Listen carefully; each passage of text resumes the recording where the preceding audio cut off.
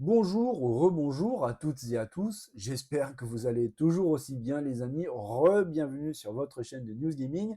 Là pour une vidéo dédiée à une machine qui commence un petit peu à pointer le bout de son nez. Je vous avais annoncé son nom et je vous avais montré deux, trois choses sur cet appareil il n'y a pas longtemps sur la chaîne. La Lenovo Legion Go. Oui, Lenovo est en train de préparer la sortie d'une console portable sous Windows 11, un petit peu de la même manière que Asus avait fait il y a très peu de temps avec le ROG Ally. On va voir ça ensemble les amis parce qu'il y a pas mal de news avec une vidéo et un petit accessoire qui semble vraiment très intéressant. Allez les amis, c'est parti.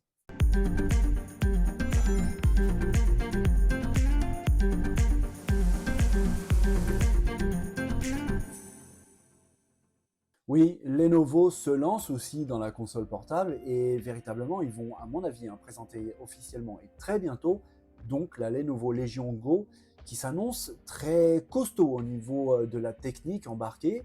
Elle a l'air assez grande, assez lourde. On verra un petit peu pour tout ce qui est autonomie.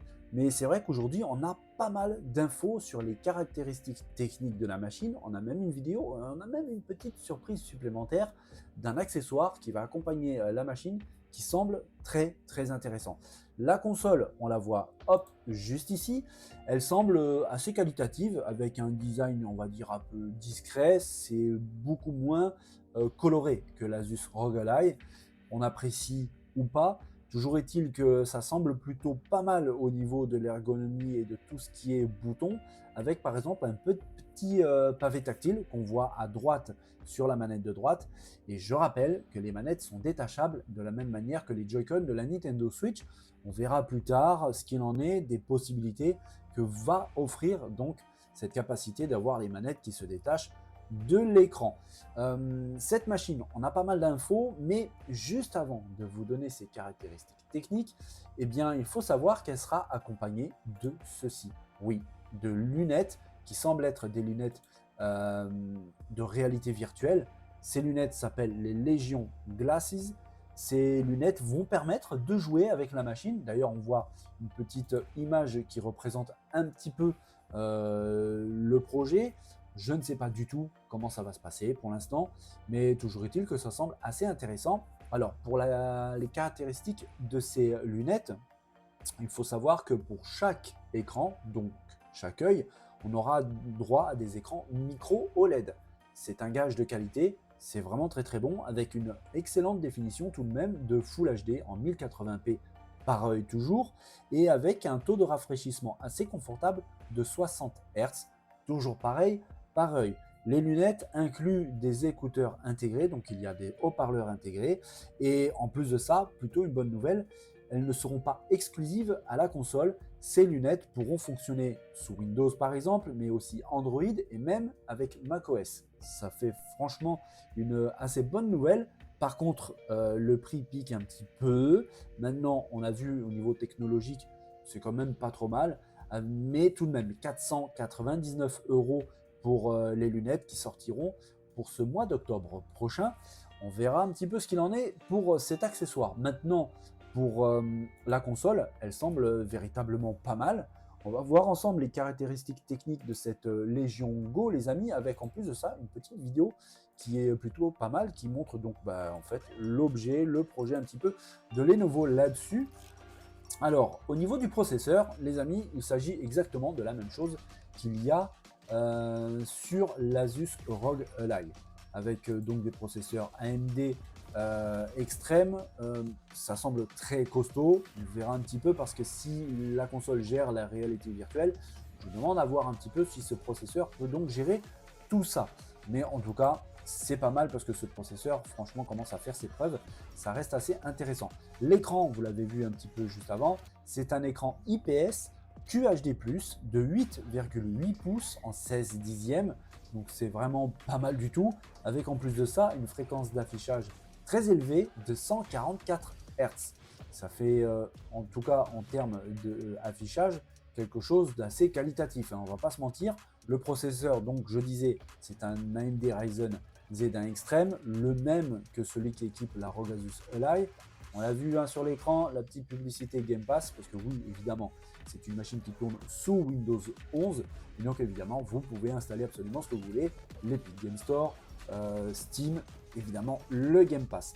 En termes de mémoire vive, nous avons de la DDR5 en 16 Go. C'est franchement costaud, très qualitatif. Pour la mémoire de stockage, il y aura 3 déclinaisons. Il y aura une déclinaison de base à 256 Go. Il y en aura une intermédiaire à 512 Go. Et la version haut de gamme qui culminera à 1 Tera d'espace de stockage. Je vous l'ai dit, le Windows, c'est Windows 11 famille. Le poids peut être un petit peu lourd.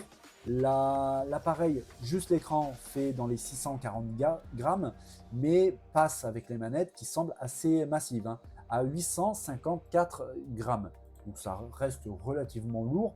On verra, toujours est-il que la console à l'arrière, vous l'avez vu, a un pied, de la même manière que la Switch OLED, un pied qui fait toute la largeur de l'écran. Vous pouvez la poser sur un bureau, sur une table et jouer avec les manettes détachées. C'est très intelligent parce que ça peut permettre donc de pallier ce petit problème au niveau du poids. Pour l'autonomie, pour l'instant, on n'en sait rien. On n'en sait rien, mais on sait que la capacité de la batterie est d'à peu près 49 Wh. Alors, dans l'esprit, ça peut paraître assez important parce que ça fait quand même quelque chose d'assez massif, surtout comparé aux batteries des autres appareils équivalents. Mais quand on voit, par exemple, juste l'écran qui est tout de même assez qualitatif, avec une grosse résolution, avec une grosse fréquence d'affichage, j'espère que ça ne va pas trop impacter la capacité de la batterie et donc au final l'autonomie. Ça, on verra. Les connectiques, on a vu, hein, il y a un port de micro SD, ça c'est très intéressant. Il y a un port casque, ça aussi c'est très intéressant, malgré le fait qu'on peut aussi connecter les casques en sans fil, ça c'est clair et net. Mais tout de même, ça reste franchement sympa d'avoir la possibilité de mettre un casque filaire. Il y a de l'USB-C, bref, il y a tout ce qu'il faut. La console semble véritablement bien équipée, que ce soit le design avec ses manettes qui semblent très bien équipées au niveau du nombre de boutons. Il y a même des pads à l'arrière, il y a un pavé tactile, il y a cet écran qui est vraiment grand et surtout très qualitatif, 16 Go de RAM. On arrive au prix. Le prix, ça pique un petit peu, 799 €. Alors, c'est cher, oui, c'est à peu près équivalent à l'Asus ROG Ally, mais pour un équipement bien plus élevé, ne serait-ce que par l'écran. On verra, hein, comme je disais, si cet écran va poser des problèmes au niveau de l'autonomie. J'y mettrai pas mon doigt hein, là-dessus, mais on verra. 799 €, c'est une somme. Si en plus de ça, vous voulez rajouter les lunettes qu'on vient de voir, les amis, ça commence à faire un petit peu cher. Mais c'est vrai que le projet semble franchement pas mauvais du tout.